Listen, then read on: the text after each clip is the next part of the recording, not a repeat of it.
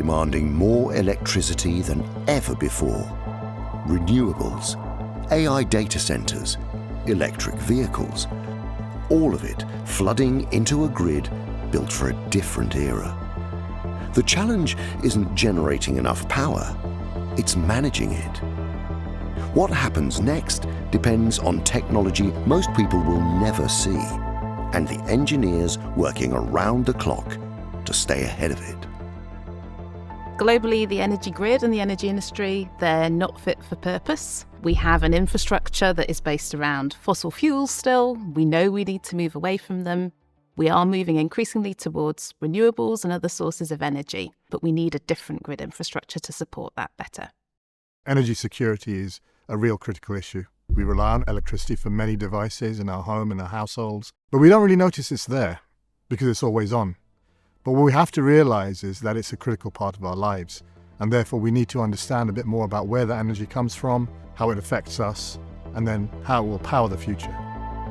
One of those organizations is OATI, not a headline grabber, but the hidden giant that has spent 3 decades addressing the challenges the grid keeps throwing at us.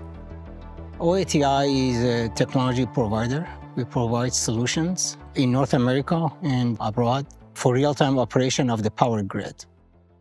My name is Sasan Makhtari. I'm with Open Access Technology International. I'm the CEO and the president of the company. I am from an entrepreneurship type of family. My father was a businessman, self-made businessman, and he always encouraged me to try things that sometimes makes me feel uncomfortable. 96 is actually started the company. Over dinner table, I told my wife that I just quit my job and I want to start my own company. Her jaws just dropped, literally speaking. And she was in shock. She said, how are we going to feed our kids? And then I said, well, we use whatever savings we have and, we'll see what happens after. Sasan left his lucrative leadership role at energy giant Siemens to start his fledgling company. I'll tell you, it wasn't easy. That was a tough decision, but I had a dream. And, again, goes back to my upbringing with my father that, hey, don't be afraid. You got to be able to, willing to take risk in your life. OATI developed into an industry leader in energy infrastructure and pioneered a system called DERMS. It allows a more fractured network of energy systems to be connected together. Over the last 3 decades, the North American energy grid has started to transition from a legacy setup where you have mainly fossil-burning generation. Now the grid is transforming to have more renewables, electric vehicles, energy storage, and other assets, and that is a lot more complicated. You went from a system where you have several hundred endpoints to control the entire system to now millions of data endpoints. Really, the challenge is that the generators are no longer big monolithic units anymore. They are small devices spread throughout the grid. DERMS is the glue that puts all those things together and orchestrates them. Distributed Energy Resource Management System, or DERMS, has not only stabilized the energy grid by coordinating a wide range of energy assets, but it can also support energy independence by the integration of microgrids. Bawenam, Netoyet, Brandon Paya, Nomlakabora. We're here in Northern California. We're a small tribe in Glen and Tehama County. These lands have been a place where we've gathered. It's a place where we raise our children. It's a place where we buried our loved ones. And this is a place that we call home. In 2018, there were several catastrophic fires in our region that affected neighboring communities.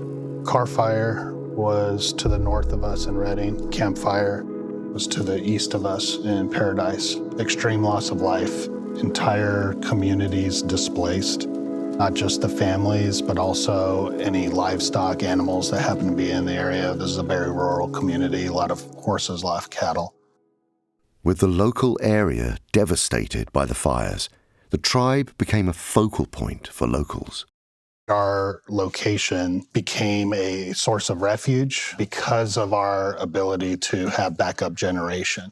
The tribe really relied upon a single local utility and diesel backup generation.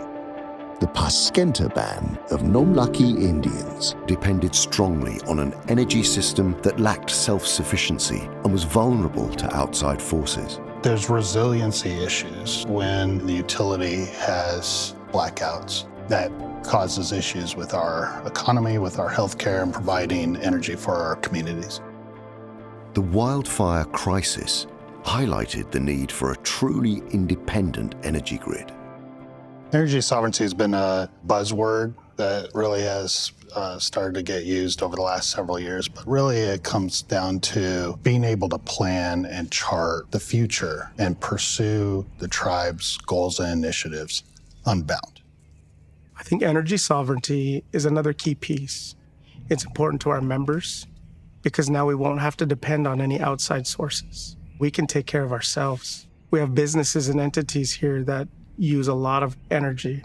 And so for us to control our own energy can help us save money, and it can also help us continue our sovereignty.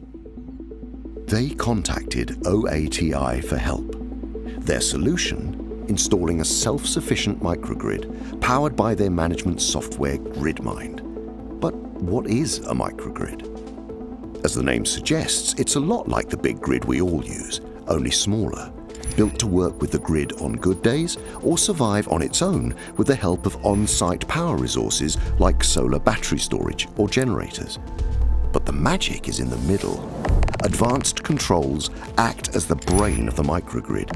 Here, GridMind analyzes energy demand, just dispatching resources to meet the need, providing resilience, quick clean energy, and a better grid for all.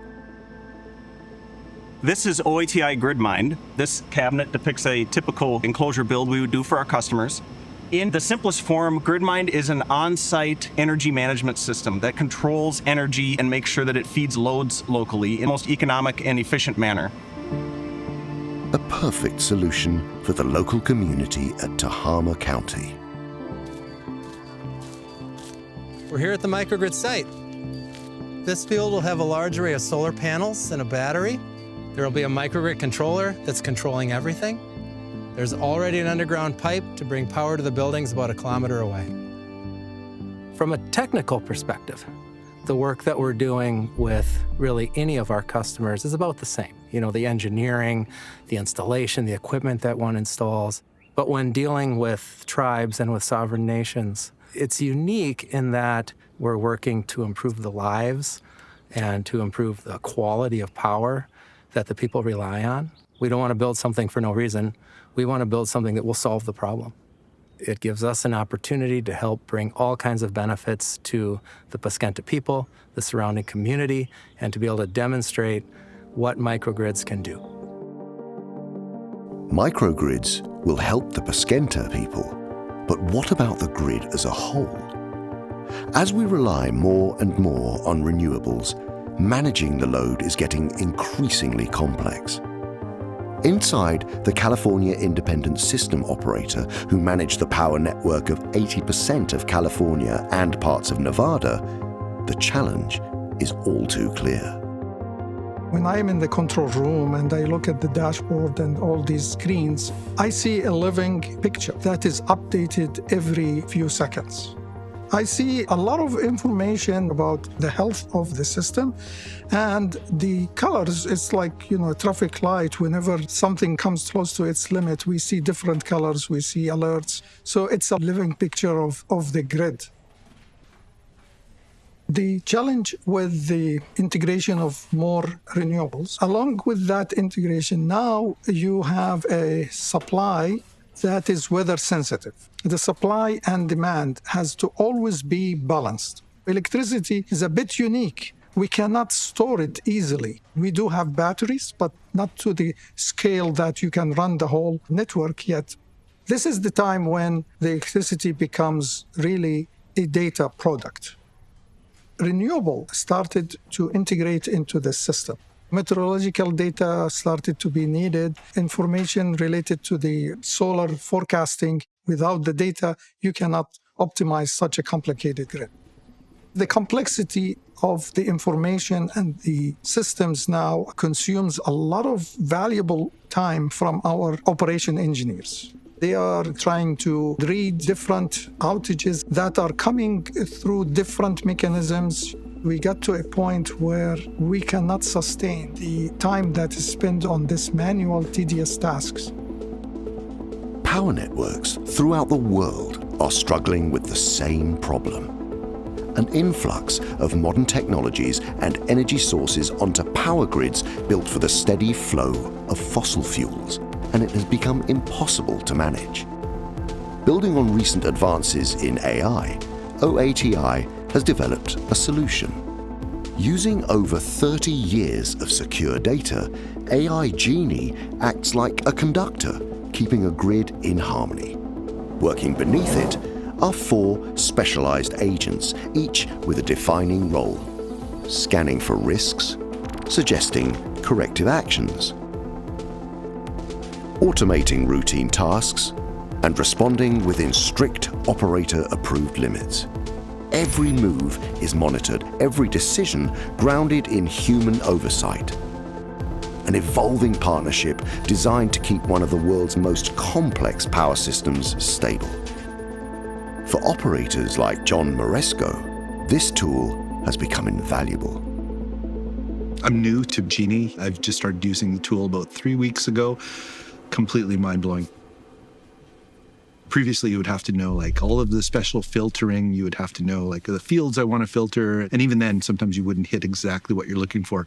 Here now you're using like English language to come up with 500 kV outages next week, or any notes that I'm looking for in outages. Like, it's simplifying the ability to extract the information we need operationally. It's a game changer. 1984, when I started my career, the power grid operations looked very complicated, and it was complicated. Today is 10 times more complicated. The grid operators, they are being challenged. At the same time, load is increasing like crazy, and we are managing the power grid closer to the edge. There's a lot of telemetry coming in. There's a tsunami of information. The grid operators, they have to make quick decisions. It's not that they can sit down and spend 2 hours to think about these things. So where Genie comes into play is that the power of AI can help them. We are in the very uncharted territories right now, no questions about it. The change in the power grid is substantial, is impacting truly people's life and everything else we do in the future. But I think we should not be afraid to try things and forge ahead. For the Paskenta tribe, the solutions that OATI have provided are allowing them to stay independent and provide them with the power security they need. If the ancestors could see us today, I think they would be very proud of us. They would be proud that we're in the position we are economically, that we still carry on our cultural traditions, we still carry on our language, our songs, and most importantly, we're still here. We're developing our technology rapidly, and the future is going to be bright. It's going to be very exciting, but it's going to become more human. It's going to be more connected with our technology. And if we forget that, then we might be at risk of letting technology truly master us and rule over us. Every revolution has its hidden architects. The grid that powers modern life is no longer the grid that was built. Stretched, stressed, and reinvented to meet demands its engineers never imagined. That reinvention is accelerating, and the decisions being made right now in places most people will never visit will determine everything that comes next.